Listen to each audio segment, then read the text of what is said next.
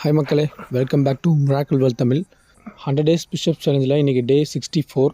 So morning வந்து office நேரத்தில் கிளம்புனதுனால மார்னிங் ஒர்க் அவுட் பண்ண முடியலை. ஸோ ஆஃபீஸ் போயிட்டு பெங்களூர்லேருந்து அரூர் ட்ராவல் பண்ணிவிட்டு அரௌண்ட் 8 ஆகிடுச்சு ரீச் ஆக. இப்போ தான் ஒர்க் அவுட் முடிஞ்சது. 100 புஷ்அப்ஸ் கம்ப்ளீட் பண்ணியாச்சு.